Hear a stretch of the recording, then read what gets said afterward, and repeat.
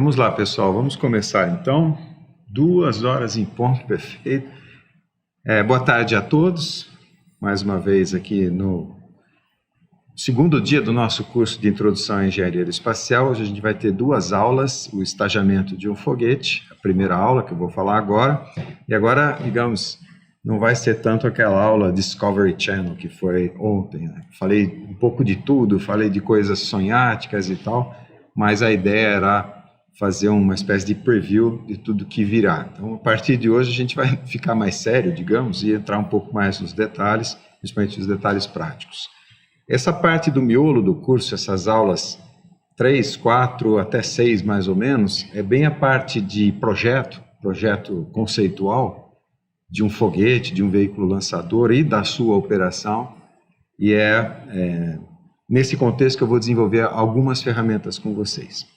Então vamos lá, os avisos de sempre aqui, aula número 3, eu já coloquei aqui alguma coisa, né? Esse QR Code é para vocês escanearem o questionário, e agora em cada slide da corujinha que tem o Pop Quiz, vai ter o QR Code também, então, caso vocês percam. Quem está na sala pode responder no questionário em papel, eles estão aqui nessa caixinha de papelão, então pegue, responde e devolva no fim, e isso é a presença. Voltando aqui para o tema, entendendo o estagiamento de um foguete, por que um foguete tem estágios, a gente fez isso, tocou nesse assunto na aula passada, mas hoje a gente vai realmente levar a sério a coisa no sentido de fazer alguns cálculos e desenvolver as equações de projeto mesmo. Vale a pena a gente fazer um roteiro aqui. Eu vou começar mostrando um desenho para vocês do Tintin, não sei se alguém conhece, que é o foguete nuclear do professor Trifólio Girassol, porque ele é animado de uma forma que eu achei muito didática, então eu vou pôr. E aí a gente vai olhar a questão do SSTO versus o TSTO, as nossas equações de trabalho, aqui são os slides antipedagógicos, e aí a gente vai para um estudo de caso. Então a ideia é sempre conferir com foguetes reais e ver se o nosso equacionamento está ok. Então, a análise do Saturno V, e aí a brincadeira eram os deuses astronautas, como é que eles conseguiram fazer uma coisa que a gente está tentando fazer hoje de novo. É por isso que eu falo lá no meu livro que, nessa época, a gente foi à Lua, mas de forma muito prematura, na verdade, né? Hoje que a gente está, é por causa da Guerra Fria. O pessoal fez o que foi o maior foguete a entrar em órbita, o Saturno V, e inclusive lançar até a Lua, e até hoje não se conseguiu fazer de novo, mas como eu disse, são pelos motivos errados. E aí o mini tutorial, que é um daqueles métodos que eu mostrei ontem para vocês, que é o método da formiguinha. Isso é o capítulo 3 do meu livro ali, a parte de projeto. Então, vamos ao desenho do Tintin, Tantan, como a gente diz em francês. Preste atenção na missão. Vamos lá, vamos ver se... Eu vou narrando mais ou menos. Eu deixei algumas... Eu editei esse vídeo, mas eu deixei algumas coisas assim para vocês entenderem o contexto. Então, lança na vertical, e esse é um projeto, é um SSTO. Ele vai inteirinho até a Lua e volta, mas ele lança, começa o giro gravitacional, essa inclinação que ele dá, a gente vai estudar ela, que é importante. Aí ele entra numa trajetória de transferência translunar, e no meio da trajetória eles fazem uma rotação para poder entrar e pousar de forma retropropelida na Lua, como vocês estão vendo aí. Não foi assim que a Apollo fez, eu vou mostrar para vocês como foi o projeto Apollo. Acho que eu vou ter que interromper a aula aqui. Bom, então a missão é exatamente essa, e a gente vai analisar. Quer ver? Nós vamos ver aqui, comparar essa missão em SSTO, que ela então 100% recuperável, e em TSTO, ou na SSTO também, a quantidade de propelente. E nós vamos dimensionar esse foguete. É como se estivesse pedindo para vocês, olha, me dimensione um foguete que vá até a Lua em SSTO, do jeito que a gente viu aqui no Tantan. Vocês assistiram o vídeo, então, só recapitulando, a gente vai dimensionar esse foguete, a gente vai calcular a quantidade de propelente necessária para fazer essa missão em SSTO, ou seja, decolar, a trajetória de transferência Terra-Lua, depois o pouso retropropelido na Lua. Essa figura ela tem algumas coisas que talvez sejam inusitadas. Primeiro o trapézio aqui, segundo os band-aids. Deixa eu explicar isso para vocês. Primeiro que você sair da esfera de influência, ou sair de perto da Terra, porque teoricamente a gente não sai da esfera de influência da Terra, é realmente dar um salto, como o trapezista faz aqui. Isso eu vou mostrar para vocês. E a história dos band-aids ali, é porque quando a gente faz o cálculo, e nós não vamos fazer isso hoje, eu só vou mostrar, das trajetórias, então aqui uma trajetória em verde, aqui seria uma trajetória hiperbólica de escape, ou quase escape, porque a Lua está no limite da esfera gravitacional de influência da Terra. A azul seria uma trajetória, então verde, hiperbólica de escape. Azul, uma trajetória elíptica de transferência, a transferência Holmiana, como a gente diz. A gente usou ela ontem para trazer o meteoro do cinturão para a Terra, para fazer o elevador espacial. Depois uma trajetória hiperbólica de chegada, de pouso ali, pouso retropropelido. E a história dos band-aids é porque quando a gente faz o cálculo, acho que alguém me perguntou ontem que tipo de software a gente usa o mais simples que tem para essa fase, usando o que a gente chama de método das cônicas justapostas. Por que cônica? Porque parábola, hipérbole e a elipse são curvas cônicas. E a gente, então, faz o dimensionamento da trajetória usando pedaços de curvas cônicas, porque a trajetória, ela é uma trajetória só. E aí, se eu quisesse calcular exatamente a trajetória, eu teria que realmente usar as equações do modelo nada terraplanista, né? O modelo, vamos dizer assim, perfeitamente terrabolista. Como é que é essa trajetória que eu estou dizendo? Olha a missão. E isso aqui foi feito pela Apollo, só que não em STO. Então, parte. Normalmente, o pessoal, antes de se jogar para a Lua, fica numa órbita circular aqui, em que você faz uma sincronização de trajetórias, de bases de tempo. Então, é interessante ficar aqui algumas órbitas, a gente chama de órbita de estacionamento, uma órbita temporária, mas aí, para nós não interessa, podemos até desprezar isso, mas a ideia é, em algum momento, aqui, acionar os retrofoguetes, acionar o motor propriamente, aí você acelera, digamos, abre a curva, como eu mostrei para vocês, e aí intercepta o campo gravitacional da Lua. Esse sim é bem restrito. E é aqui que aciona de novo os foguetes para poder pousar na Lua. Então são as três trajetórias, ou a representação um pouco mais exata daquele que foi no slide anterior, isso a gente chama de transferência de Raman. Nós vamos ver isso nas aulas de mecânica orbital. Como é que são os cálculos? Hoje eu não vou entrar com as equações, eu só vou jogar para vocês os cálculos, digamos, do orçamento energético. Na aula de mecânica orbital eu vou deduzir essas equações todas. Algumas a gente já viu de ontem, a velocidade orbital por uma órbita estável, a trajetória elíptica, que é a solução da equação diferencial da trajetória cônica com a força de atração gravitacional. Então ela é uma elipse, ou uma parábola, ou uma hipérbole.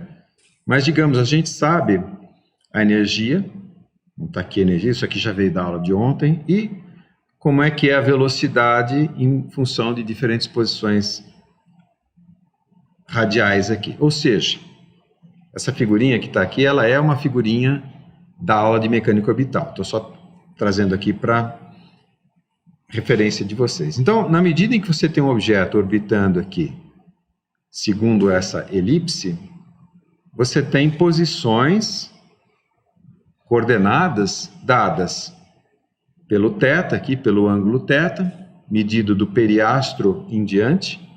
Isso aqui que a gente chama de anomalia verdadeira. E o raio vetor, que é a posição radial, como se fossem coordenadas radiais ou coordenadas polares. Para nós não interessa muito isso, só interessa essa equaçãozinha aqui que me dá a velocidade em cada um desses pontos aqui da trajetória. Nós vamos usar isso mais tarde. Todo esse equacionamento leva a uma simplificação que é mostrada aqui, que seria o mapa do metrô do Sistema Solar, dos orçamentos energéticos. Então, como é que funciona? A gente está na Terra, quer dizer, esse gráfico ele resume as contas que eu faria com essas fórmulas que eu acabei de mostrar. Então, a gente entra numa órbita estacionária, uma órbita LEO. Para isso, eu preciso de 9,4 km por segundo. Ok? Aí eu quero ir para a Lua. Então, eu vou entrar numa órbita de interceptação, preciso de 3,26 km por segundo. Isso é para entrar naquela órbita elíptica que vai até a Lua e volta. Depois, se eu quiser entrar em órbita da Lua, eu preciso desacelerar, 0,68 km por segundo, e se eu quiser pousar, 1,73 km por segundo. Então, na aula de hoje, a gente vai usar o modo simplificado e não vamos fazer os cálculos com o formulário todo. É assim que eu coloquei para simplificar um pouco, porque o objetivo hoje é o estagiamento do foguete, e não essa parte orbital. Vamos lá, então. Esse é o nosso mapa de orçamentos energéticos, né, desenhado como se fosse um mapa de metrô. Tem vários planetas aqui do Sistema Solar, algumas luas, e depois vocês dão uma olhadinha ali. E tem uma coisa curiosa, olhem os planetas interiores, quer dizer, entre a Terra e o Sol. O orçamento energético é bastante alto. Tá? Olha aqui quanto que é necessário, por exemplo, para entrar em órbita de Vênus, 27 km por segundo. Isso é bastante. Para nós interessa só a Lua, eu já mostrei os números para vocês. Então, quem está onde aqui nessa figura? Eu vou marcar aqui, esse 9,4 seria essa trajetória aqui, tá? Até a trajetória de estacionamento. Esse 3,26 é essa trajetória de interceptação. Esse 5,8 seria a trajetória se eu quisesse entrar em órbita da Lua, depois 1,73 é para pousar propriamente. Então, esses são os valores que a gente vai usar. Então, o nosso ΔV, o nosso orçamento energético total, ele é esses 4 pedaços aqui, tá vendo? Até a órbita LEO, da LEO para transferência, o H de Roma, transferência romiana, e o pouso. Colocando todos os valores, então a gente tem um orçamento energético total de 15,07 km por segundo. É só esse dado que a gente precisa para o estagiamento, para o estudo do estagiamento. Mas eu só mostrei nos slides anteriores de onde está vindo essas equações todas, e na aula de mecânica orbital a gente vai entrar a fundo nelas. Ótimo. O que a gente usa? A nossa equação malvada favorita. Como eu disse para vocês, ela despreza atrito, ela despreza um monte de coisa, mas para essa fase do projeto é perfeitamente, porque se não for 15,07, vai ser 15,5 km por segundo. Então, está perfeitamente adequada para esse nível de profundidade de análise que a gente está fazendo. Então, vamos às contas. Quem são os meus termos? O ΔV, que está aqui, vou pegar essa fórmula já. O ΔV é o ΔV da missão, que é o 15 alguma coisa. Essa velocidade que vai no denominador é a velocidade de ejeção do propelente no motor. Isso tem a ver com a eficiência do motor, porque quanto mais rápido você ejeta o combustível ali na tubeira, mais eficiente é. Ele entra no denominador aqui, então diminui o argumento da exponencial, pensando matematicamente. Agora as massas. Repara ali, massa final, massa inicial. Quem que é a massa inicial? A massa útil, que seria a cápsula. E vou desprezar toda a parte da carcaça do foguete. Então, vamos supor que todo o resto seja propelente, até porque é reutilizável, né? Então a massa inicial é a carga útil mais o propelente. E no final, digamos que eu vá queimando aqui o corpo do foguete, ele é feito de papelão, né? Então ele vai queimando, queimando, queimando, chegar no fim só tem a cápsula. As contas. E eu já vou definir um parâmetro que vai ser o parâmetro nosso de projeto. É o lambda. O lambda é a relação entre o P de propelente, né, a massa de propelente, e a massa útil. Portanto, eu quero, do ponto de vista da otimização do projeto, isso é importante, eu quero diminuir lambda, eu quero sempre o menor lambda possível. Correto? Isso é importante lembrar. Então, dividindo uma coisa pela outra, né? Dividindo tudo pela massa útil, eu vou ter 1 mais MP sobre MU, e rearranjando os termos, eu tenho essa formulinha aqui. Esse vai ser o nosso parâmetro de desempenho, que é a função, é a variável que eu quero otimizar no projeto. Se eu pegar números aqui, o 1507 veio do slide anterior, que é o orçamento da missão, e eu vou dizer que o meu motor ejeta o propelente, os gases de combustão, a 3 km por segundo. Então, eu tenho que o lambda é 150,9 quilogramas de propelente para cada quilograma de carga útil.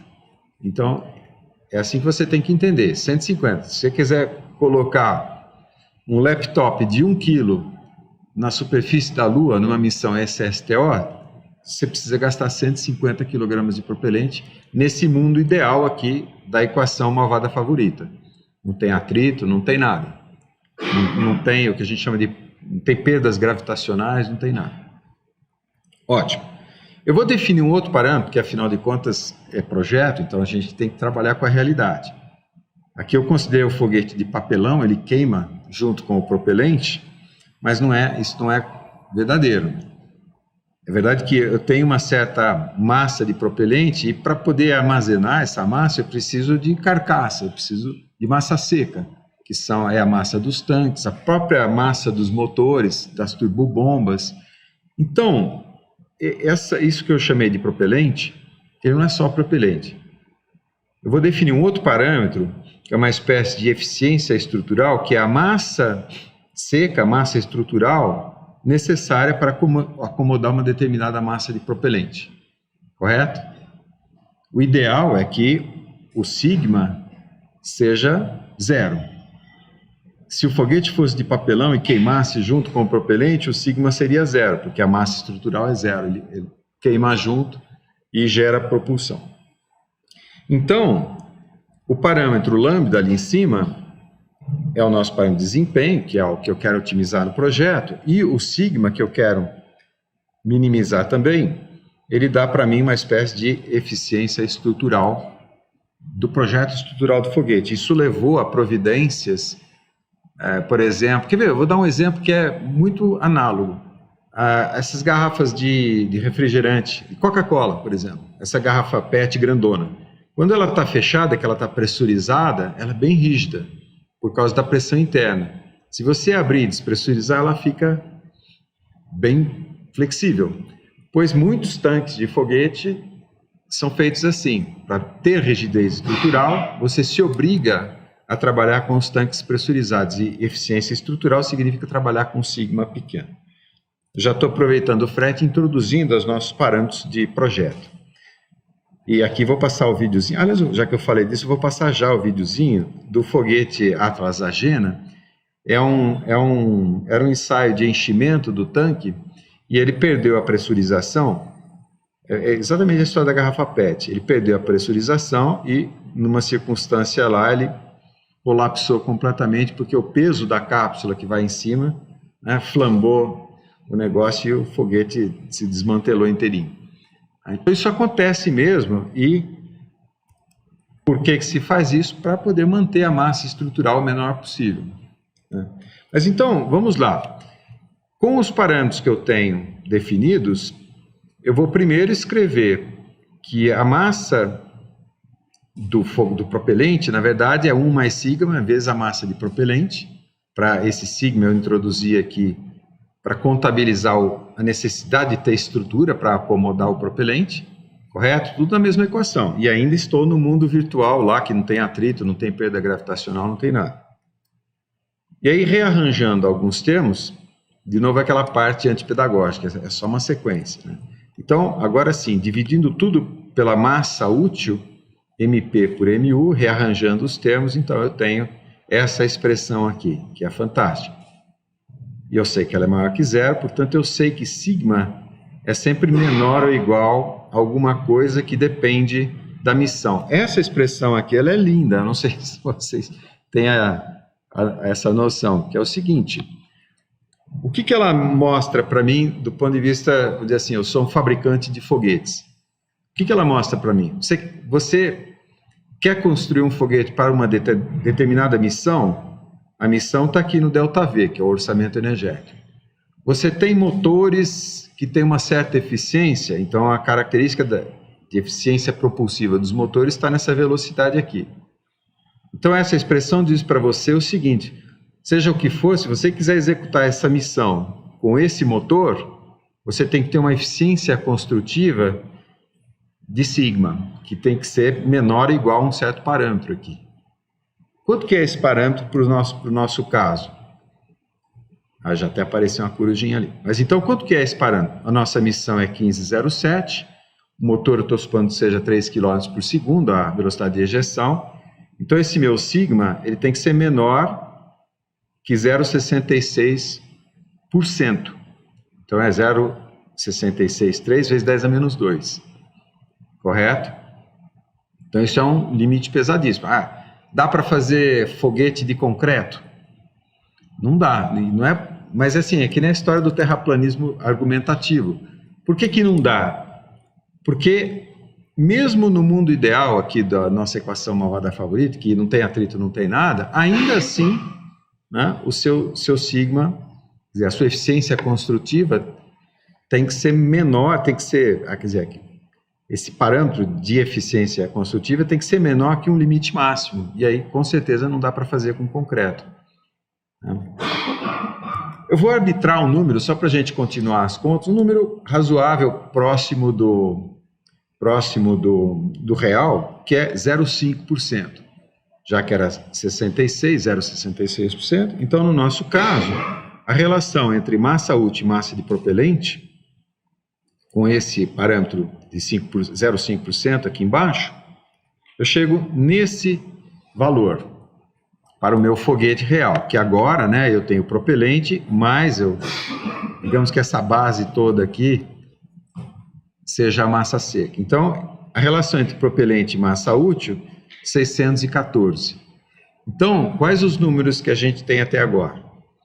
Vamos recapitular. Se o foguete fosse feito de papelão, como eu comecei ali no início da análise, a gente tinha 150 quilogramas de propelente para cada quilograma de massa útil. Lembra que eu falei, 1 quilo de laptop na Lua, eu preciso de 150 quilogramas de propelente. Mas esse meu foguete ele tem que ser de papelão.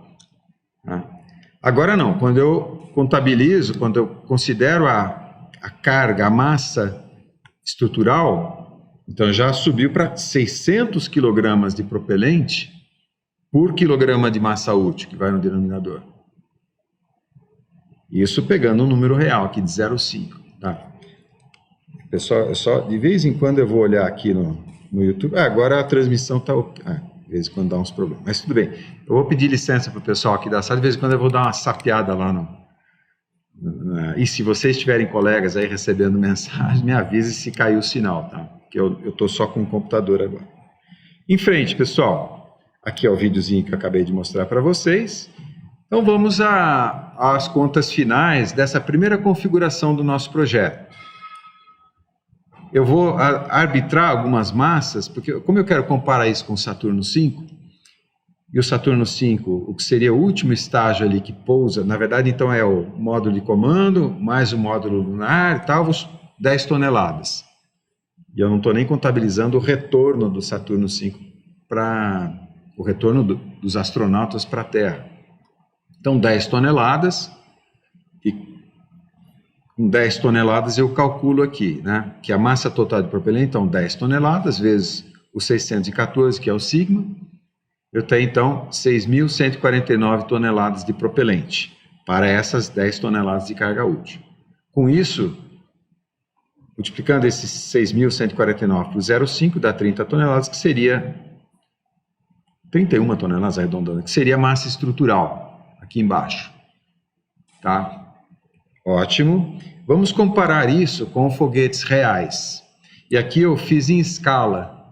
Quer dizer, eu peguei o Saturno V, que tinha 3.000 toneladas, e fiz uma proporcionalidade entre a altura do Saturno V e a altura do foguete atômico do Trifólio Girassol, o professor Trifólio Girassol, que tem 6.190 toneladas. O Saturno V já era gigantesco, né? Esse aqui é totalmente infactível. Correto? E aí, vocês veem, já dá para a gente ter uma ideia, né? Oi, pode falar. É do Tintin, é do Tintin. Então, o Falcon 9, 550, o ônibus espacial, 2.000 toneladas, o Soyuz, 300 toneladas. Então, em SSTO, o que vai acontecer? Isso que vocês acabaram de ver. Talvez alguém possa questionar, mas, professor, e esse 0,05? Esse é um número próximo do real. De qualquer forma, a gente tinha um limite que era dado pela missão e a eficiência propulsiva do nosso motor, que era 0,66%, lembra? Aquilo, então, é uma consequência da missão e da eficiência do motor. E ainda lembrando, viu, aquele 3 km por segundo, basicamente, nem os Merlin aqui do Falcon 9 chega nessa eficiência propulsiva. Na verdade, quem chega nessa eficiência propulsiva é o ônibus espacial, o motor aqui, não do booster, o dos motores, e os Raptor da SpaceX agora tem essa eficiência. Tá? Então, assim, mesmo forçando a barra, o nosso foguete ficou quase o dobro do tamanho ali do Saturno V. Moral da história, SSTO, por mais atraente que seja do ponto de vista econômico, vai ser difícil executar. Então, vamos tentar alguma outra coisa diferente. Antes a gente vai fazer um pop quiz. Eu reproduzi aqui aquela expressão importante do parâmetro de eficiência estrutural. Lembra, o sigma é definido como sendo a massa do propelente dividido pela massa útil.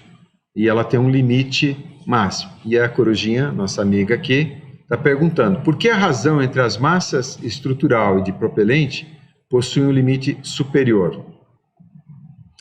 Que a Terra gira em torno de si mesma, devido ao arraste aerodinâmico, devido à dilatação do tempo causada pelas altas velocidades alcançadas pelo foguete, é consequência do princípio da conservação de movimento. No caso, a equação de Tsiolkovsky, é impossível saber. Enquanto vocês respondem aí, eu... manutenção da voz e a olhadinha lá na transmissão. E está só reclamando aqui, que tá ruim, mas não, quando tá aquela faixa amarela é porque a coisa tá preta para ele. Correto? Lembra daquele aviso que eu dei? É para ser muito fácil de ser respondido. Então, se você não está entendendo, o professor falhou em explicar de maneira clara. Posso ir em frente? Ok, então vamos lá. Como eu estava dizendo, a missão SSTO é inviável. Então, vamos em TSTO, 2 estágios. E aí o problema é, qual é a menor quantidade de propelente? Porque quando eu divido o negócio em 2 estágios, eu tenho uma opção que é dividir 50%, 50%, 70%, 30%, 30%, 70%. Então, eu sobro com um parâmetro solto. Na verdade, isso aí é uma situação de projeto que significa o seguinte, vamos pensar matematicamente, você tem mais variáveis do que equações. Até em sala eu gosto de fazer esse exemplo aqui, ó. Você tem 2 variáveis, x mais y igual a 3. A solução, então é 2 variáveis e uma equação, correto? Isso é bom ou ruim do ponto de vista de projeto? Se essa fosse a equação do meu projeto, isso é ótimo, porque significa que você pode escolher. Você pode dizer, x vai ser 1, então y tem que ser 2. Ou x vai ser 1,5, então y tem que ser 1,5. Significa uma situação em que a gente tem liberdade de escolhas, ou graus de liberdade, a gente costuma dizer, são os graus de liberdade do meu projeto. Portanto, eu posso escolher mediante um critério de otimização. Falar, olha, eu vou escolher o x que minimiza a quantidade de propelente necessária. É isso que nós vamos fazer do ponto de vista assim, muito simplificado. Então, responder é calcular a menor quantidade de propelente e aí, né, máxima, se a recuperação é possível. Então, as equações de trabalho, existem duas formulações que eu desenvolvi e está super explicado no livro, a implícita e a explícita. Nós vamos ver uma delas aqui que é mais, vamos dizer assim, ela é mais evidente para trabalhar, mas no final requer um método numérico. A outra não, é tudo analítico e tal. Mas vamos lá, a ideia é mostrar. Então, a história da recuperação, já vou me preparar aqui, né? Seria como dividir em dois estágios. Vamos à nomenclatura, senão vai ficar um pouquinho difícil de entender. Eu tenho o S aqui vou até acho que dar um zoom ali para vocês poderem ver melhor. Então, MS1 seria massa estrutural do estágio 1, ou do módulo 1 aqui no caso do meu desenho. MP1, a massa de propelente alocada no módulo 1. A massa estrutural no módulo 2. A massa de propelente alocada no módulo 2. E a massa útil, que é o Tintim, o Capitão Haddock e o Milu, que é o cachorrinho do Tintim. E aí o professor Trifoli, que também foi junto. Não, foi ele que disparou. E tinha mais um outro personagem lá, que eu não lembro quem que era, um professor lá. Mas então, como que é a missão e como seria a parte de recuperação? Você aciona o primeiro estágio, numa determinada, quer dizer, quando terminar o propelente do primeiro estágio, você descarta ele. Se você quiser recuperá-lo, você ou dimensiona um paraquedas, ou asas, ou propelente para ele pousar de forma retropropelida. Mas a ideia é que em seguida você acione os motores do segundo estágio para terminar a aceleração. E eu coloquei aqui eu esqueci o nome desse personagem aqui, mas é o do filme, né? O meu malvado favorito. Ele já não está mais dizendo a equação de Tsiolkovsky, ele está dizendo essa equação aqui, que é a equação de Tsiolkovsky. A Corujinha acabou de perguntar e vocês acabaram de responder. É só a equação de Tsiolkovsky numa outra forma. E a equação de Tsiolkovsky é conservação de quantidade de movimento na ausência de qualquer força. Não existe força gravitacional, não existe. E nós vamos deduzir isso numa aula específica. Aquele aviso sobre a nomenclatura, existem duas nomenclaturas, é só uma nomenclatura, então não tem essência nenhuma. O que a gente chama de estágio. O que nós vamos, para a formulação que eu estou fazendo, o que eu vou chamar de estágio é tudo que está acima do motor. Correto? Então, essa parte de baixo, aqui depois de alijada, ela é um módulo, não é um estágio. Ok? Isso não tem importância nenhuma do ponto de vista conceitual, mas é importante para a consistência e a tratabilidade, digamos, das equações que a gente vai desenvolver. Então, acreditem em mim, é muito mais fácil escrever assim, desse jeito, entender assim, do que o que normalmente eu mesmo, às vezes eu sem muita preocupação, eu sempre penso desse jeito. Né? Quer dizer, estágio, cada pedaço do foguete é um estágio. Correto? É só uma questão de nomenclatura. Então, nós não vamos usar essa da direita, vamos usar da esquerda. E a vantagem, eu já posso dizer por que ela é vantajosa, porque a gente encara a massa do estágio, quer dizer, o estágio 2 inteirinho, a sua massa, é a massa útil do estágio 1. Digamos aqui, ó, né, o estágio 1, o limite entre o módulo 1 e o restante, a gente pode encarar, né, a cápsula mais o propelente e a massa estrutural do estágio 2 como sendo a massa útil do estágio 1. Isso facilita o equacionamento. Só para mostrar para vocês na formulação implícita. Agora, a parte antieducacional é uma sequência de equações, não se preocupem. Para quem está assistindo esse vídeo no modo assíncrono, se tiver dificuldade, para o vídeo. Eu recomendo fortemente, refaça as contas, se eu errei, me avisa. Mas aqui, ao vivo, então é só seguir o raciocínio, não se preocupe com a manipulação algébrica. Então vamos lá, a primeira hipótese nossa de trabalho é que o ΔV total, aqueles 15 alguma coisa que eu preciso, ele é obtido com os ΔVs dos N estágios. Eu estou preparando uma formulação para N estágios, não só para 2. Correto? Então é assim, o primeiro estágio acelera, digamos, de 0 até tipicamente 3 km por segundo, e o segundo estágio acelera o resto, de 3 até 15.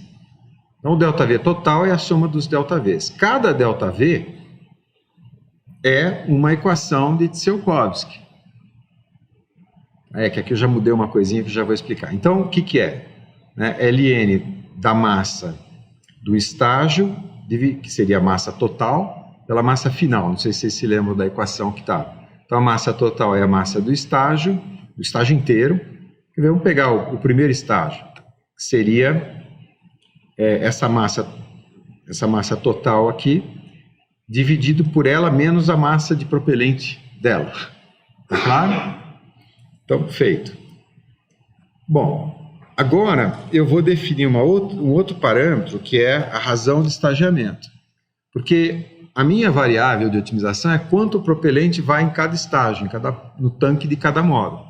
Então, para eu poder definir isso de forma tratável, eu vou definir como razão de estagiamento, esses mis aqui, como sendo a massa do estágio, que é tudo que está acima do limite lá, né? Dividido pela massa final do estágio, que é a massa do estágio menos a massa de propelente.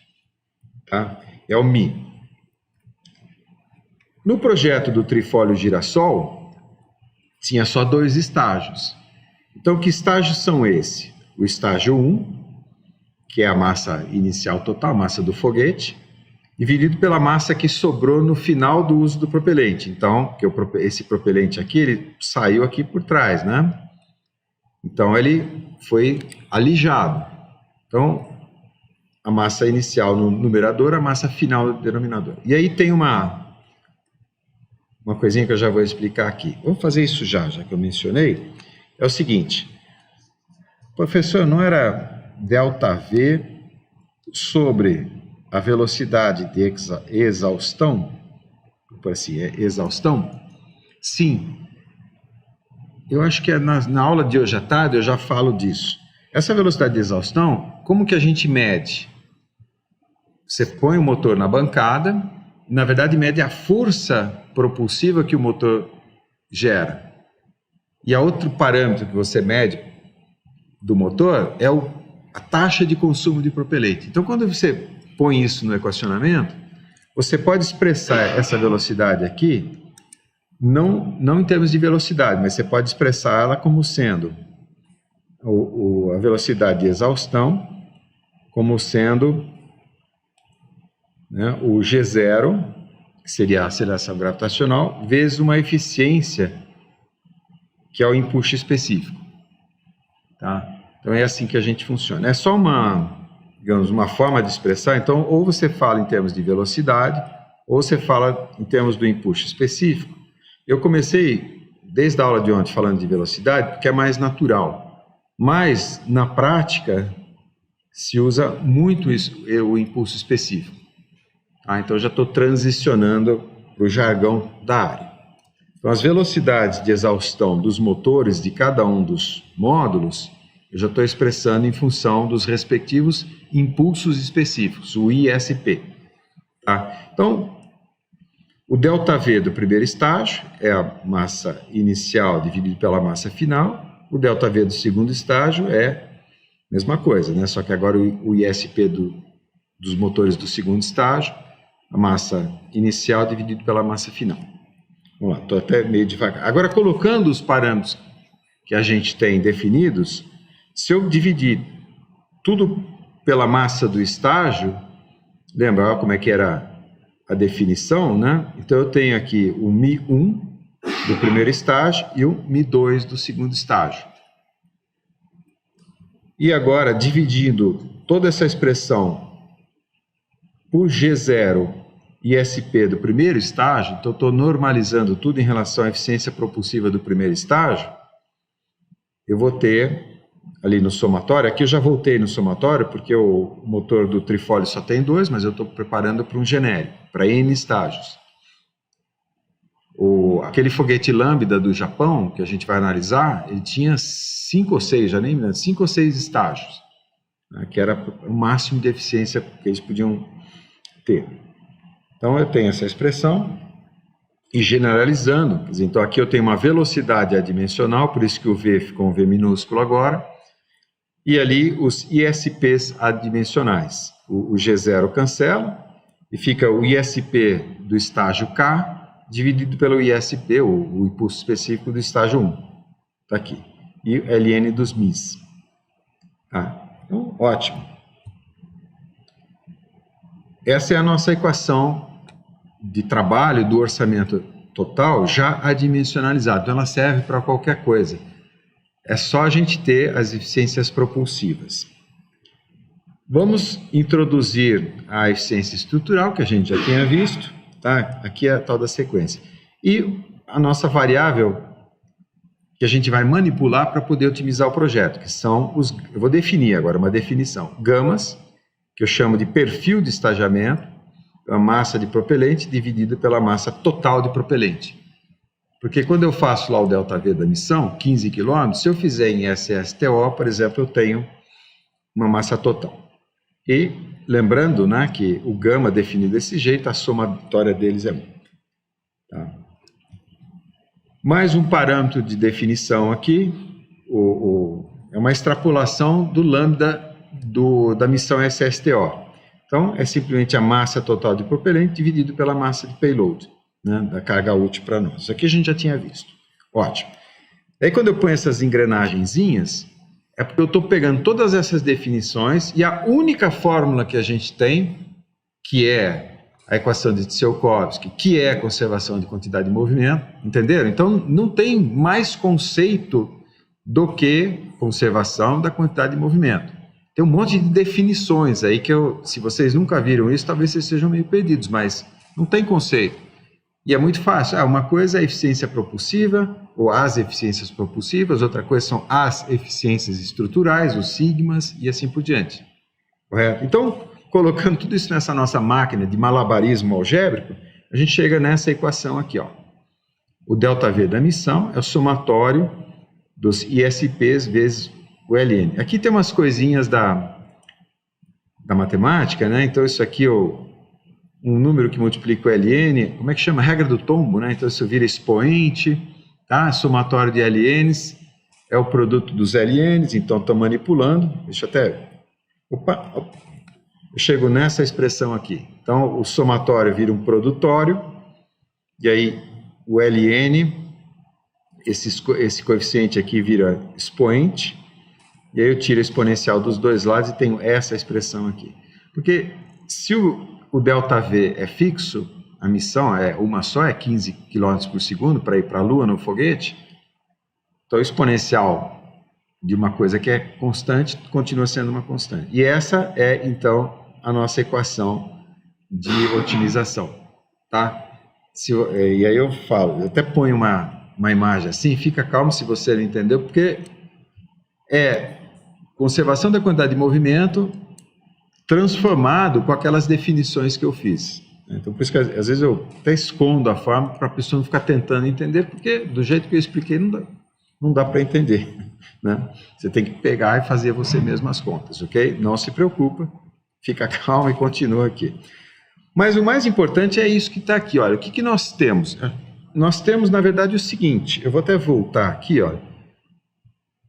Quem é a nossa variável de otimização? Aquilo que eu quero diminuir. Era o lambda, eu falei desde do projeto SSTO. Então eu quero diminuir essa variável lambda. Manipulando quem? Quanto propelente eu ponho em cada estágio. Correto? Então é isso que eu estou falando aqui, olha. Eu quero diminuir o lambda manipulando os gamas, que define a alocação de propelente, restrito a o quê? O ΔV da missão, as eficiências propulsivas e as eficiências estruturais. Vou até voltar na fórmula de novo, tá vendo? Tudo isso que eu falei está nessa equação meio hieroglífica, mas ela é exatamente isso, não interessa. Né? Ela é exatamente isso. E ela expressa conservação da quantidade de movimento, a equação de Tsiolkovsky. Vamos entender até melhor isso. Eu transcrevi a equação aqui em cima. Essa é a nossa função de otimização, quer dizer, aquilo que eu quero otimizar, e tem vários nomes, porque, um parênteses, A área de otimização é uma área importante da matemática. Existem vários métodos, métodos exatos, métodos analíticos, métodos numéricos, métodos exploratórios. Uma área muito legal, inclusive, que quem é engenheiro, quem gosta de projeto, né, com certeza já passou, nem que seja derivar igual a zero, né, que também é um método de otimização. Então tem vários nomes. Por exemplo, você está trabalhando com algoritmo genético, tem uma função de fitness, ou função objetiva. Então tem vários nomes, por isso que eu coloquei para vocês. Os gamas são as nossas variáveis de otimização, os nossos graus de liberdade, quer dizer, eu posso pôr 0,3, 0,7, no caso de 2 estágios, né, ou 0,5, 0,5, ou 0,4, 0,6. Eu tenho essa liberdade. Eu só tenho uma restrição, que a soma dos gamas é C1. O ΔV define a missão, portanto, o orçamento energético, e aquilo que eu acabei de falar, as eficiências propulsivas e a eficiência estrutural. Por exemplo, se o seu foguete já está pronto, então você já tem as eficiências propulsivas e já tem a eficiência estrutural. Imagina que você vai usar o Falcon 9 por uma missão que seja 15 km por segundo de orçamento energético. Então você configura o foguete pondo gama 1 de propelente no primeiro estágio, gama 2 de propelente no segundo estágio, para ser ótimo, né? Para que a quantidade de propelente total seja mínima. Bom, no caso do foguete trifólio de girassol de 2 estágios, eu nem preciso de um método numérico, porque eu posso aqui, onde tem gama 2, só nesse caso aqui, eu posso escrever gama 2 como sendo 1 menos gama 1. E substituo. Então, eu volto naquela expressão lá do slide anterior, que eu escondi. Ali está para um número genérico de estágios, mas você põe para 2, e onde tem gama 2, você substitui, e aí simplesmente faz um gráfico, como eu fiz aqui. Então, isso eu chamo de pensar preguiçoso. E lembra, a preguiça é a mãe da invenção. Tá? Então, só para não ter que entrar ainda no método da formiguinha, que vai ser o nosso método exploratório, eu posso chegar no resultado rapidamente, só programando a fórmula, né, numa planilha. Mas então, vamos, mais do que chegar no resultado, vamos entender um pouco mais o que a gente tem. O parâmetro de otimização, pus o Luiz de Camões aqui, o parâmetro de otimização lambda vincula-se implicitamente as variáveis de otimização, que são os gamas, através da equação de Tsiolkovsky, parametrizada pelo ΔV da missão e pelos coeficientes sigma e SP relativos ao projeto do foguete. Ótimo. Então, otimizar significa o quê? Agora é importante. É preciso a gente entender antes de sair fazendo, né? Eu preciso calcular os gamas, como eu disse, 0,505, 0,604, 0,703. Então, calcular o conjunto de gamas que minimize lambda, que é a relação entre propelente e carga útil, para um dado ΔV, a missão, eu quero ir para a Lua, para um dado foguete, caracterizado, a palavra melhor seria instanciado, pelas suas eficiências estruturais e eficiências propulsivas, os sigmas e os is. Correto? Então, o nosso foguete, esse slide é importante, esses que eu estou mostrando são importantes porque ele, acho que facilita o entendimento, já que eu forcei a barra deduzindo todas aquelas equações, mas eu quis mostrar o caminho de dedução para vocês, né? Então, a minha função objetiva é o lambda, que é a soma de propelentes pelo payload. Eu tenho os graus de liberdade, que são os gamas. Eu tenho uma restrição, já que eu defini o ΔV e todo o resto, eu tenho isso aqui seja 1, né? E eu tenho isso aqui, que é o meu foguete. Então, como é que isso funciona? Eu vou explicar aqui mesmo. Então, isso aqui funciona, de alguma maneira, eu tenho que calcular esses gamas que minimizam. Eu posso, por exemplo, derivar, né? Mas tudo isso está implícito lá dentro. Tá? Então, vamos ver como é que isso funciona. E esse é o fim da parte antieducacional. Eu preciso, então, calcular o lambda em função desses gamas todos. Ok? Só que o lambda, acho que eu vou até... Não. Aqui é Newton Raphson. Me permita voltar várias vezes, eu não gosto de fazer isso, quebra muito a sequência da aula. Tá vendo? Esse número aqui é uma constante, porque eu tenho ΔV. O meu lambda está dentro de um produtório, dentro desse parênteses que está elevado ao ISP. Então, o lambda está lá dentro dessa forma, está embutido lá dentro. Eu não consigo, algebricamente, manipular isso aqui e escrever assim, lambda igual alguma coisa aqui, ó, que só dependa dos gamas. É como uma equação transcendente que fala. É como, por exemplo, um deles, Newton-Raphson, que é facílimo. Na verdade, achei até mais fácil que o outro. Como é que funciona o Newton-Raphson? Acompanhe comigo. Eu tenho uma função f que eu quero calcular a raiz. Vamos supor que seja só um f de x aqui, ó. Então, f de x, a função f de x é essa função em azul. Eu quero calcular o ponto onde a função f cruza o eixo das abscissas, aqui, o x.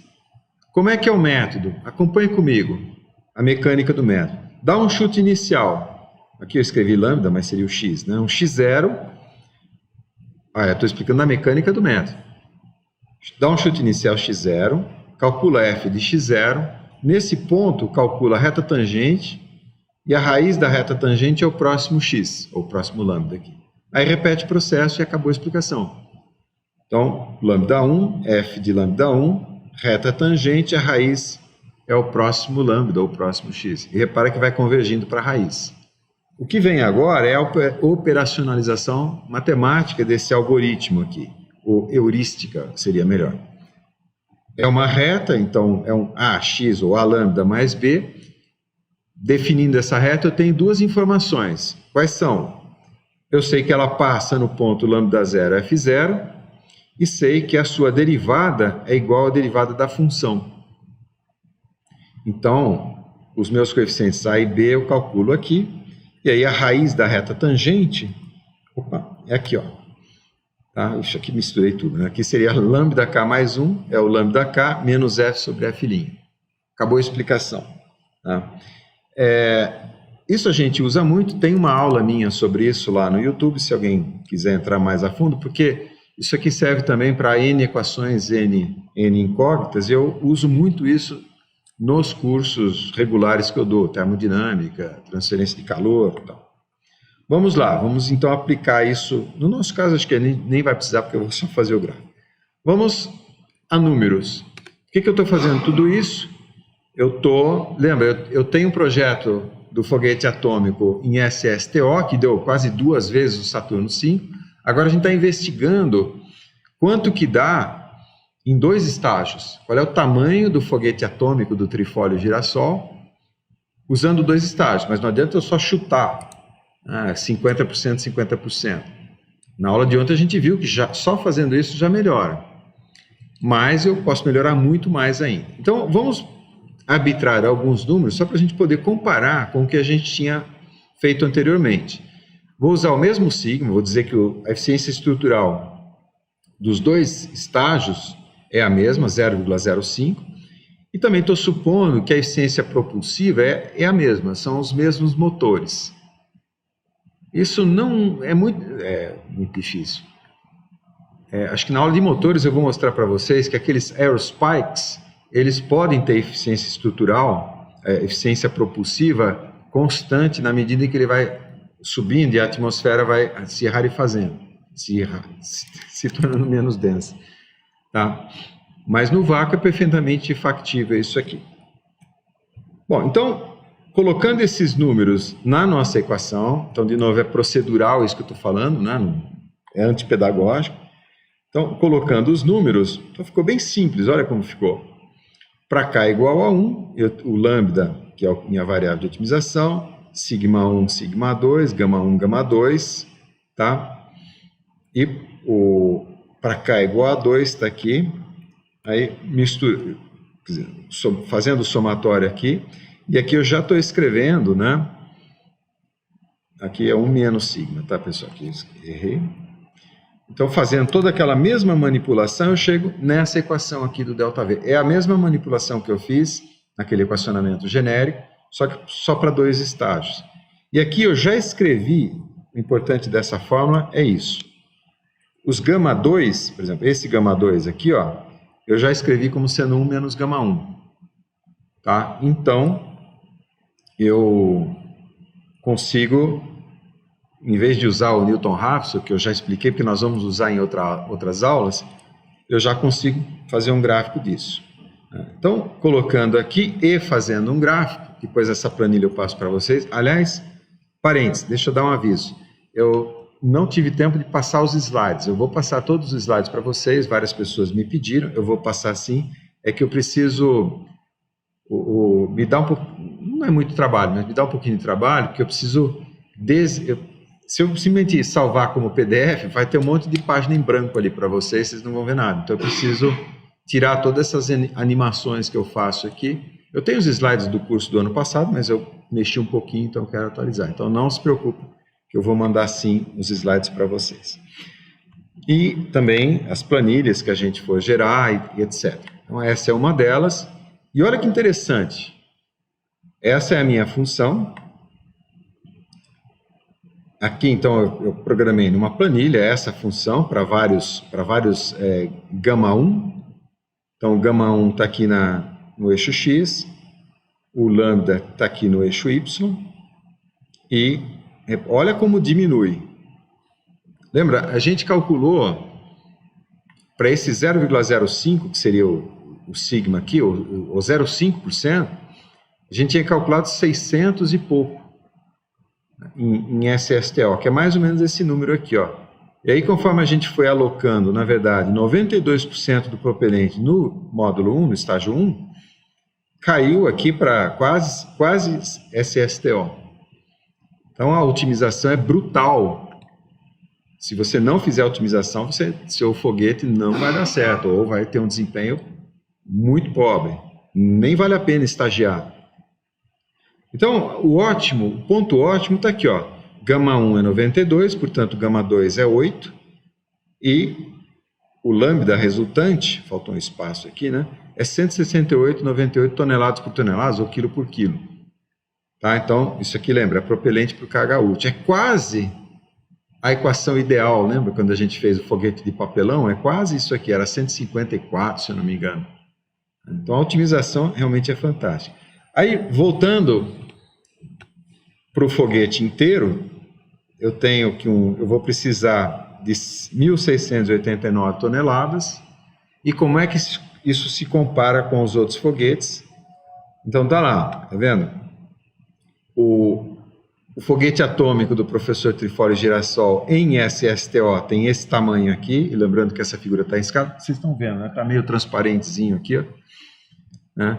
O nosso foguete otimizado tem esse tamanho, está tudo em escala, né? E aí eu coloquei alguns foguetes aqui para vocês terem uma ideia comparativa. Então é curioso, né? Porque é quase metade do Saturno V. 3.000, aqui 1.700, estou arredondando. Mas lembra, o Saturno V foi e voltou. E esse foguete aqui do Trifólio Girassol, a gente está dimensionando só para ele pousar na Lua. Então, não inclui a volta. Eu fiquei de passar várias sugestões de TCC para o pessoal que vai fazer TCC, monografia, etc. Essa é uma delas. Dimensionar o Trifólio Girassol, aqui o foguete atômico, para uma missão, por exemplo, para pousar em Marte, para ir e voltar em Marte, né? Oi, pode falar. 2.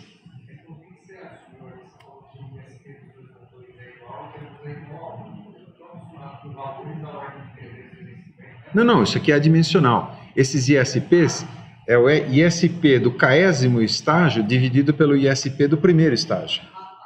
Tá? Entendeu? Isso é tudo adimensional aqui. Não é 1 segundo, não, porque 1 segundo, né?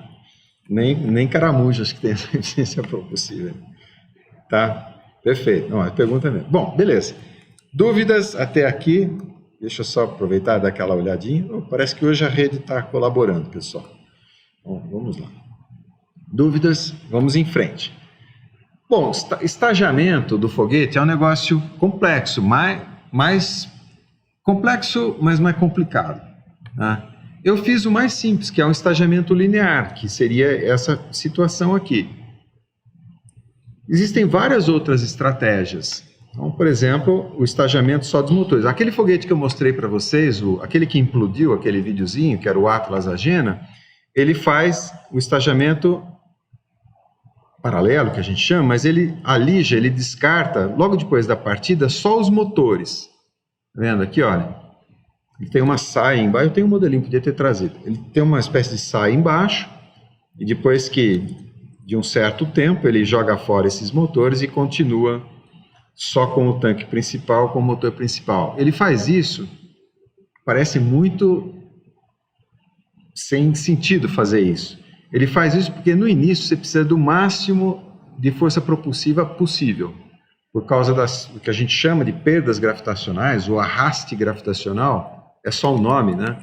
E nós vamos ver isso, a definição do que é arraste gravitacional, talvez vocês já tenham ouvido falar, quando a gente deduzir a equação do modelo quase terrabolista. Então eu não vou poder fazer isso hoje. É o único motivo por ter essa configuração. A outra configuração é alijar os tanques. De novo, isso daqui é só para poder ter uma taxa de queima mais alta no início. Esses dois aqui são menos comuns.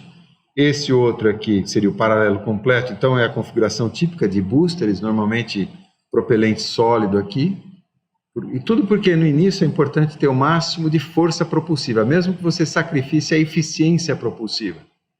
Tá? Existem outros esquemas de estagiamento que não estão desenhados aqui. O ônibus espacial é um pouquinho diferente, aquele tancão alaranjado. O ônibus espacial é meio calabresa meia mussarela, porque ele tinha os boosters, que inclusive eram recuperáveis com paraquedas, os maiores paraquedas construídos até hoje, até onde eu sei, mas ele tinha um esquema parecido com isso aqui também, porque aquele tancão alaranjado alimentava os motores que ficavam no ônibus espacial.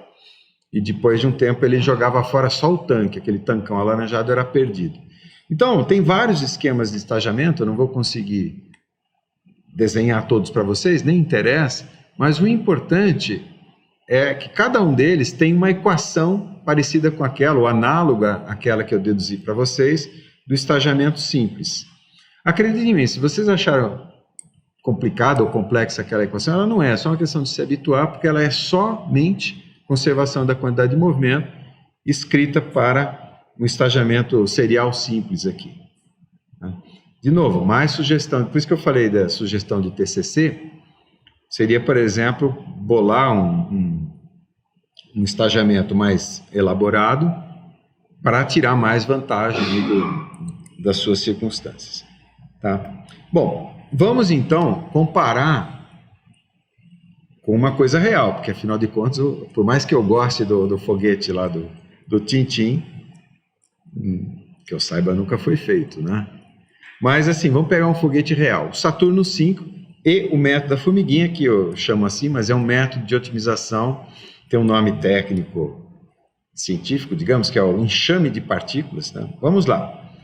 Então o Saturno V, vocês sabem, ele vamos começar de cima para baixo, né? Bom, isso aqui é o sistema de ejeção, caso desse algum problema na partida, para afastar os astronautas do foguete que supostamente estaria explodindo aqui embaixo.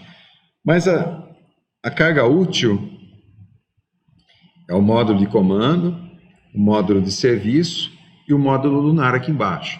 Era isso aqui, ó, que tinha que chegar, que tinha que entrar em órbita da Lua. Então seria a carga útil do foguete que a gente fez, que a gente dimensionou em SSTO e TSTO. Tá?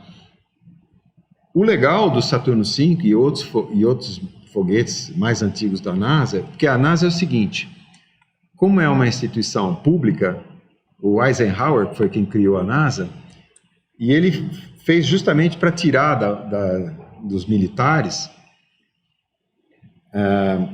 por razões da Guerra Fria, não vou entrar no detalhe agora, apesar de que é uma história interessante, mas então no estatuto da NASA, por ser uma instituição pública, civil, ela é obrigada a divulgar tudo que ela descobre depois de um tempo. Ela pode manter sigilo, aí tem regras para quanto tempo isso pode ficar em sigilo, mas depois de um certo tempo eles divulgam tudo. Então, assim, tem muito dado lá nos sites da NASA, e é muito rico, porque a gente vê essas equações todas e a gente pode, então, usar esses dados para validar. Então, nós vamos usar o Saturno V justamente.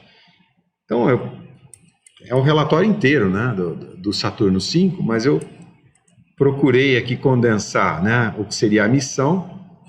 Então, o primeiro estágio, e é totalmente não recuperável, né? Então, a base aqui, olha, só para vocês terem uma ideia dos valores, né?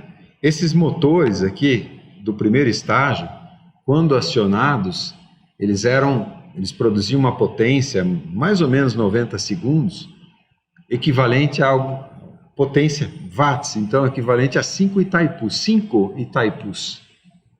Então são assim, eu acho que talvez a Starship da SpaceX agora seja mais potente, porque tem quase o dobro de motores, né? Mas o que conta é a taxa de queima de propelente, na verdade. Isso aqui, então, está entre, vamos dizer assim, para ser cauteloso, né? Está entre os motores mais potentes produzidos pela humanidade. Então, ele vai até 67 km, descarta. O segundo estágio até 175, descarta, e ele entra naquela órbita estacionária a 190 km, e aí dá umas voltas em torno da Terra, aí acerta canais de comunicação, tem uma série de calibrações a serem feitas, né? E aí liga de novo os motores e entra na trajetória de interceptação da Lua. Aqui não dá para mostrar, mas é uma trajetória de livre retorno, já vou explicar o que é isso. Acho que é o próximo slide, né? Não, aqui eu estou explicando os processos, o método de otimização. Então, deixa eu só falar uma coisinha aqui. É porque eu tenho alguns slides que eu explico em mais detalhes essa trajetória de livre retorno. Essa trajetória é o seguinte: o medo que eles tinham naquela época é acionar os motores e quando chegasse aqui, na esfera de influência gravitacional da Lua, não conseguir acionar de novo os motores, porque ele ia ficar 2, 3 dias parado, eles não conseguissem acionar os motores de novo para conseguir entrar em órbita da Lua. Por algum motivo. Então, eles bolaram uma trajetória, que aí não está desenhada aqui, mas ela basicamente faria o seguinte: ela ia encontrar a Lua aqui, ia dar uma volta na Lua, e a própria Lua ia jogar a espaçonave de volta em direção à Terra. Na trajetória de livre retorno, por segurança. Eu achei que era o próximo slide, não é. Eu só vou abrir um parênteses aqui para explicar o método da formiguinha, que é o método de otimização, que é um método da família dos métodos de otimização que eles chamam de bioinspirados. Isso é muito comum em projeto. Bioinspirados, então, competição darwiniana, a gente usa muito isso em projeto. No meu curso de projeto, por exemplo, um dos projetos que eu faço, ali no curso de graduação, é projeto de um ventilador, não sei se vocês estão vendo aqui, ele está meio desenhado transparente, não é isso? É que a minha tela não é muito boa. Então, assim, no projeto do ventilador, a gente otimiza o número de pás, o ângulo de ataque das pás, o diâmetro desse cubo aqui, tem vários parâmetros. E no caso a gente usa CFD para resolver, então a gente resolve em CFD e isso de forma cíclica. Isso é muito usado, por exemplo, em estrutura aeronáutica, o pessoal está fazendo isso. Você dimensiona a estrutura e faz um processo evolutivo para otimizar. No caso aqui do ventilador industrial, que é essa aula aí do meu curso de projeto, o objetivo era otimizar a vazão do ventilador. Então tinha que minimizar a turbulência, por exemplo, né? Bom, eu tenho um exemplo aqui pictórico que acho que ilustra bem. Então, vamos lá. Eu chamo de método da formiguinha, é um método competitivo, bioinspirado. E o nome, se você quiser procurar isso na referência e tal, é enxame de partículas, Particle Swarm. Tá? É assim que chama o método. Bom, vamos lá. É uma explicação pictórica. Então, como é que funciona? Vocês têm formigas. Cada formiga dessa aqui, para nós, vai ser uma configuração de foguete. Então, por exemplo, essa formiga aqui pode ser gama 105, gama 205. Essa outra pode ser 0406, essa outra 0604. É essa a analogia. Tá, agora vamos voltar para o mundo pictórico aqui. O objetivo da formiga é chegar na fábrica de açúcar. Como é de projeto? Então eu escolho a formiga mais próxima. Visualmente, a gente consegue identificar, a formiga mais próxima é essa. Então, essa daqui, digamos, vai sobreviver, como se fosse um método darwiniano, vai sobreviver, vai criar um ninho de formiga, as outras desaparecem e ela vai enxamear, é correição, né, que fala, como enxame de formiga é correição. Então ela vai enxamear e aí a gente repete o processo. Então ela enxameou. Dessas formigas aqui que saíram do novo formigueiro, qual é a mais próxima? Provavelmente essa daqui, tá? E eu meço a distância, né? Então, perfeito. Agora vocês já entenderam como é que é. Cada vez que eu tenho uma formiga vencedora, é a mais próxima, ela gera outras formigas. E aí repete o processo. Essa daqui é a mais próxima, tá? Repete o processo e assim por diante. Então dá para ver que as minhas formiguinhas estão se aproximando da fábrica de açúcar. Então isso vai gerar um processo evolutivo, vai evoluindo para a fábrica de açúcar. Explicado assim parece... E é muito simples mesmo, A gente dimensiona o Saturno, a gente vai reproduzir o dimensionamento do Saturno V com um método tão cocoricó quanto esse aqui. Tá? Deixa eu ver, isso. Então assim, se a gente for olhar matematicamente, né, o que está acontecendo? Eu tenho aqui no eixo horizontal as gerações de formigas, o que para nós no projeto vão ser os ciclos de otimização, e aqui a evolução da minha função objetivo, do meu lambda. Então, tipicamente ele evolui aos saltos, e aí existem refinamentos que eu posso fazer. Eu posso recombinar a formiga, isso aí eu estou já indo um pouco para o algoritmo genético. Não vem muito ao caso agora. E tem uma corujinha aqui que já está dando a dica para nós. Uma outra coisa que eu estou só pincelando, eu só estou mostrando, o slide anterior era algoritmo genético, isso é uma aula inteira seria de algoritmo genético. Eu só mostrei que se você quiser ser um pouco mais sofisticado que o método da formiguinha, vamos trabalhar com o algoritmo genético. O próximo passo, ou a próxima complexificação dos problemas de otimização, é fazer a otimização que a gente chama de multi-objetivos.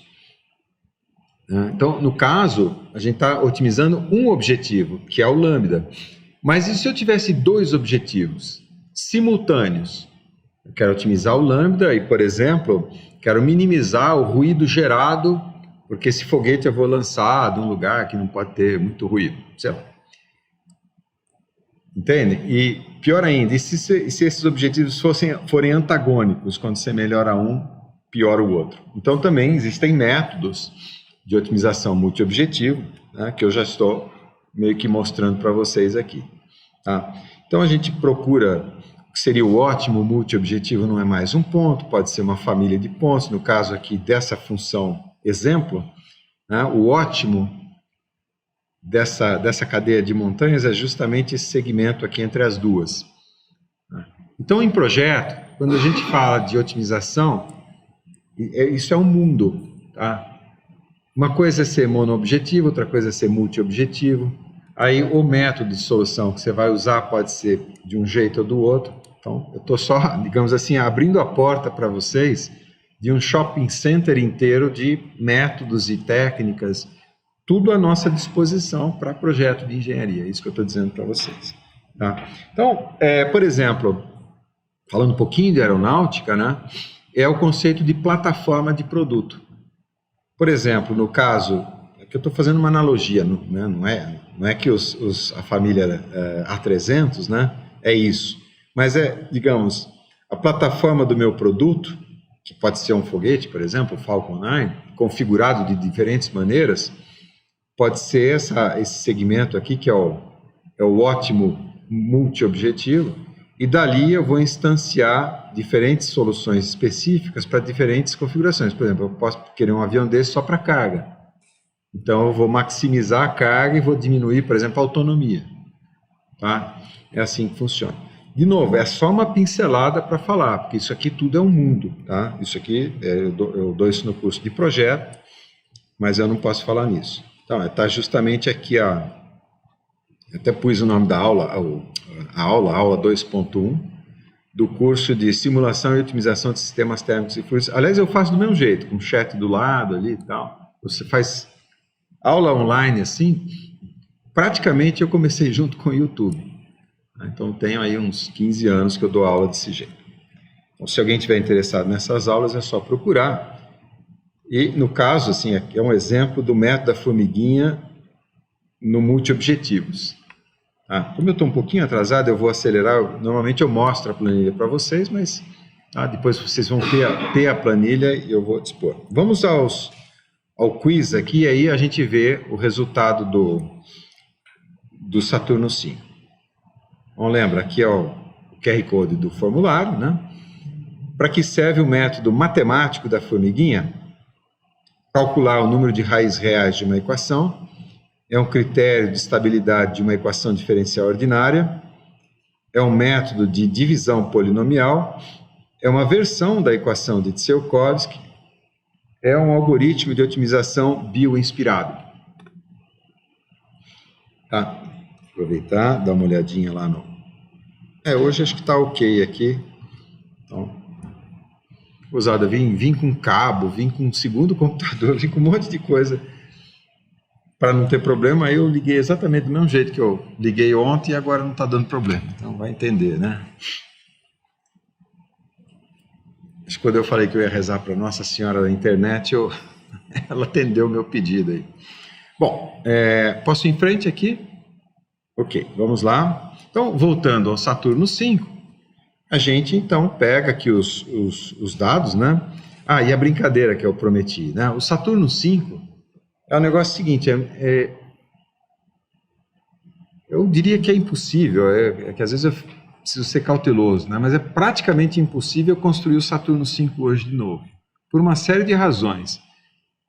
Você vê, a SpaceX está tentando fazer a Starship, que é comparável ao Saturno 5, com toda a dificuldade que eles estão tendo. E o Saturno 5, vocês têm que entender, foi desenvolvido em menos de 9 anos. Quando os Estados Unidos perderam ali a corrida espacial, o Kennedy dobrou a aposta. Ele falou, olha, agora a gente não quer mais ser o primeiro a botar um astronauta em órbita, a gente quer ser o primeiro a pousar na Lua.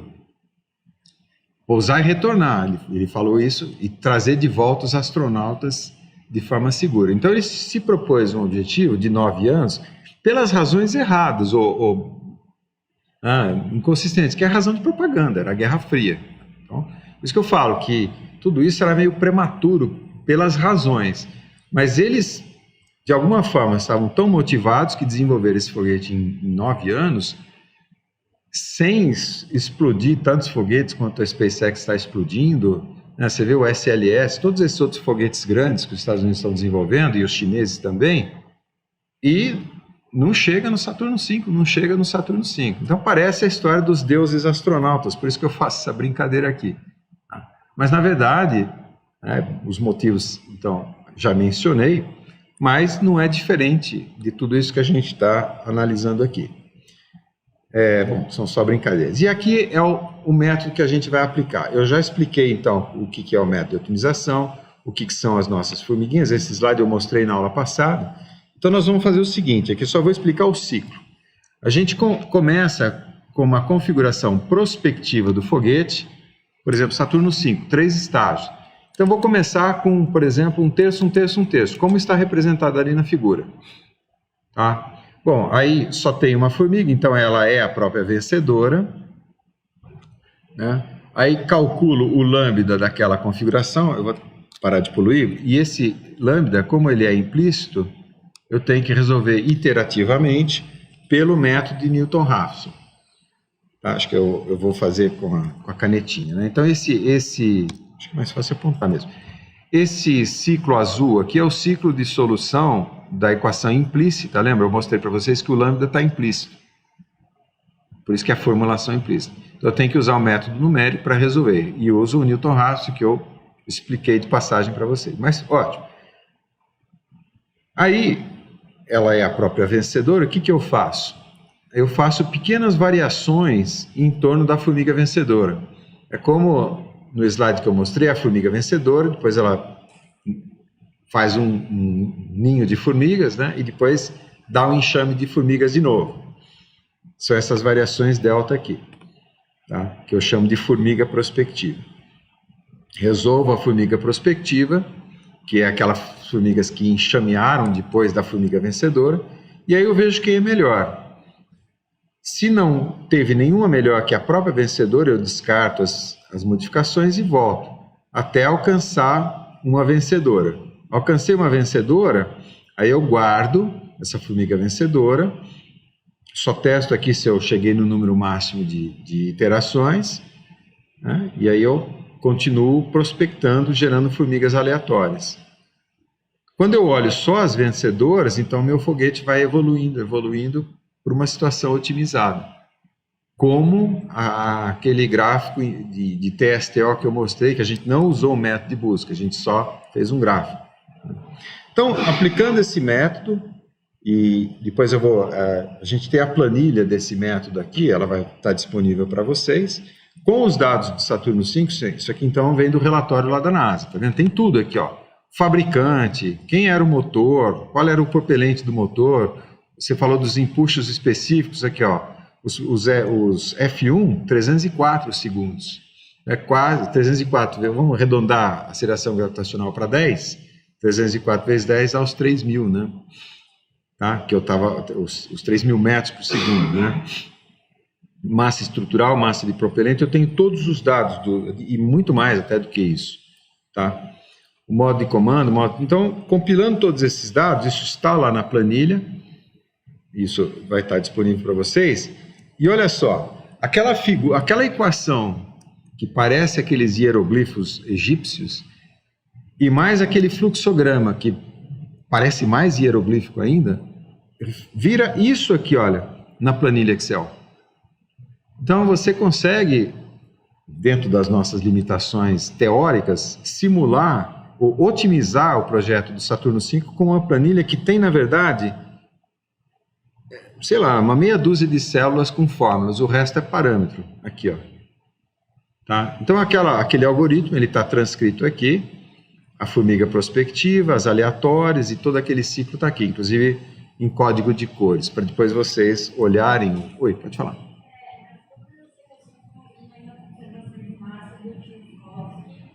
Quantidade de movimento. Sim. É. Exatamente, é. Nós vamos ver. Algumas coisas vão dar praticamente em cima e outras não, né? Então, vamos lá. Porque, como eu disse para vocês, essa seria um método de projeto para o projeto conceitual do foguete, para saber mais ou menos, né, quando eu for dimensionar mesmo, aí eu preciso usar equações progressivamente mais realistas. Mas nessa fase não vale a pena, porque, por exemplo, você está estudando os diferentes estagiamentos. O Saturno V é o estagiamento linear, tradicional. Já o ônibus espacial não, ele tem um estagiamento com boosters, mais aquele tancão do lado. Então, assim, nessa fase, tudo está muito aberto ainda. Então, não é interessante gastar muitas horas de engenharia, porque senão você não investiga mais opções. Entendendo? Do ponto de vista da gerência, da gestão do projeto, é interessante você ter mais pessoas trabalhando em diferentes configurações do que ter todo mundo trabalhando numa mesma configuração, porque você ainda não decidiu qual delas. Tá? Essa é a lógica do projeto, da gestão do projeto. Então, até coloquei o texto aqui do jeito que é mesmo, né? Então, rodando a planilha aqui de simulação, otimizando, a gente chega num lambda, até eu não gosto de pôr texto assim, mas eu ponho o texto assim porque eu quero que fique registrado para vocês lerem, né? Isso aqui está lá no meu livro. Mas então, o estagiamento ideal resulta em 50, olha que incrível. Lembra dos números, não sei se vocês se lembram, a gente teve 600, 150, então a gente já está agora, por estagiar em 3, 50 quilogramas de propelente por quilograma de carga útil, tá? Considerando essa carga útil aí dos dados que a gente tinha. Então, eu acho que pôr em amarelo para destacar os números importantes. Com esse estagiamento, eu preciso de uma massa de propelente de 2,49 vezes 10 a sexta, sendo que a massa de propelente real é de 2,7 vezes 10 a sexta. Olha como está próximo, né? Então a gente calculou o nosso Saturno V precisando de 2,49 e, na realidade, ele usou 2,71. E também é coerente o fato de ser, na realidade, ele está usando um pouco mais de propelente. Por quê? É o que você perguntou para mim. Por exemplo, eu não considerei atrito, eu não considerei que, eventualmente, na decolagem, ele precisa fazer alguma correção de rumo. Por exemplo, um dos motores pode falhar. Então, os outros motores têm que funcionar mais tempo, correto? Então, mas um motor falhando, o empuxo fica assimétrico, então eles têm que vetorizar, portanto, perdas. Então, é coerente, é sempre um fator de segurança, porque a nossa equação é o mínimo teórico, é como se não tivesse nenhuma outra força, era isso que a gente ia precisar. Então, a gente chegou impressionantemente próximo do resultado real, com o nosso método tremendamente modesto aqui, né, despretensioso, é a formiguinha com uma única equação de Tseu-Covs. Outros resultados, os gamas deu uma diferença mais importante, a gente obteve, o real é 80, 16, 4, basicamente, 80, 16, 4, e o real deu 50, 46 aqui, vai, arredondando. Então está mais ou menos, está consistente, mas não está muito próximo. Por quê? É mais propelente no primeiro estágio, menos no segundo, menos ainda no terceiro. Isso é um padrão que todos os foguetes mais ou menos seguem esse padrão, mas a diferença é meio grande, né? Então aqui tem praticamente 30% de diferença. Agora, a diferença também é interessante. Por que deu isso? Por causa disso que você perguntou. A nossa equação, em certo ponto, fica simples demais. Então, do jeito que a gente fez, não há muita diferença entre gerar o ΔV do orçamento da missão no primeiro estágio ou no segundo estágio. Então, o método de otimização automaticamente procura gastar propelente nos estágios que têm motores mais eficientes. Eu até pus aqui a tabela de eficiências, né? Tá vendo? O primeiro estágio, o ISP do primeiro estágio, é sempre 1, porque eu estou normalizando pelo ISP do primeiro estágio, mas os outros estágios têm eficiência maior. Tá vendo? 1,43, 1,42, 1,42. Porque já estão operando no vácuo. Tá? Então, é exatamente a sua pergunta isso. O que o algoritmo fez? Olha, se não tem força nenhuma, não tem arraste aerodinâmico, e não tem, vamos batizar de perdas gravitacionais, ou não tem arraste gravitacional, não tem arraste aerodinâmico, não tem arraste gravitacional, depois eu explico o que é isso, mas são perdas. Se não tem nenhum deles, então é melhor gastar propelente nos estágios de motores mais eficientes, que é o que ele fez. Em vez de colocar todo o propelente, ou boa parte do propelente no primeiro estágio, ele tirou 30% daqui e distribuiu no estágio 2 e no estágio 1.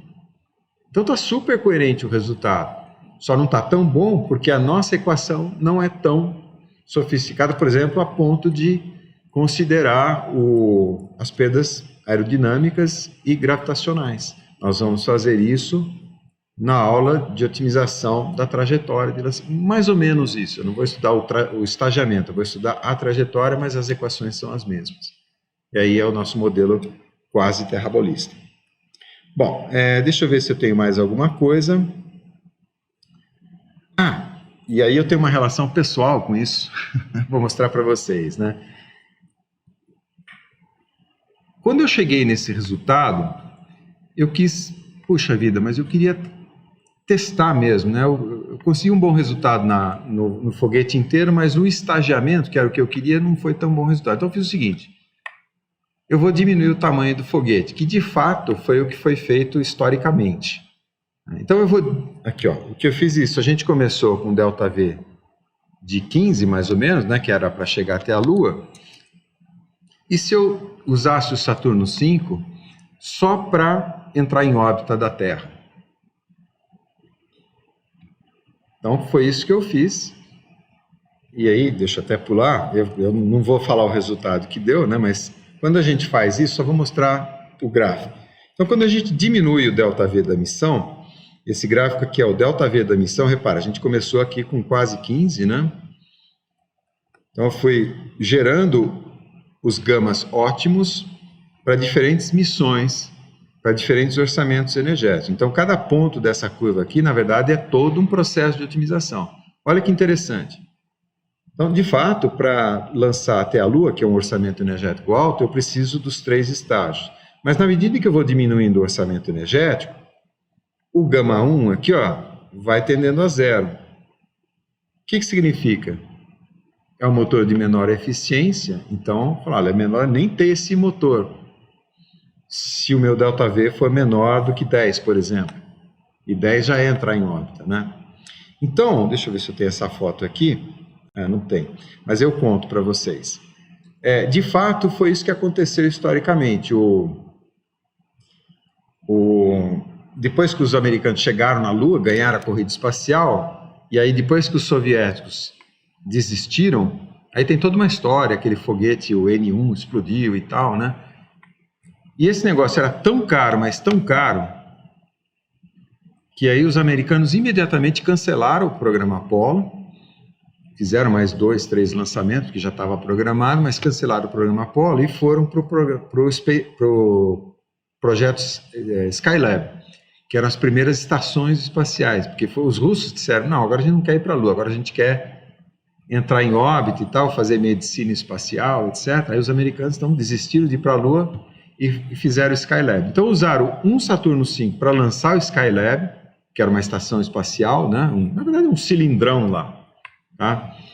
Puseram ele aqui, você reconhece porque ele tem não tem modo de comando, né, parece um míssil balístico, mas era a estação.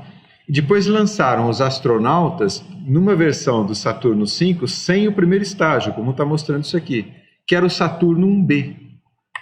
E eu, quando era pequeno, meu pai trabalhava com essas coisas e tal, e eu acompanhei o lançamento de um Saturno 1B. É que eu não pus aqui no slide, posso pôr para vocês, né?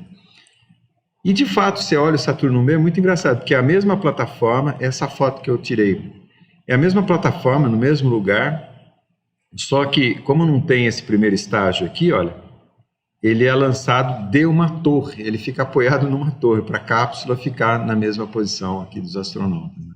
É muito interessante, porque o nosso algoritmo, por mais despretensioso que seja, ele reproduziu até a situação do Saturno 1B.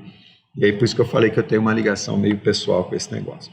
Bom, só para terminar, porque a gente já está na hora, as coisas que eu falei para vocês de algoritmos de otimização por busca e outros que eu só mencionei de passagem, né? Então é um mundo novo.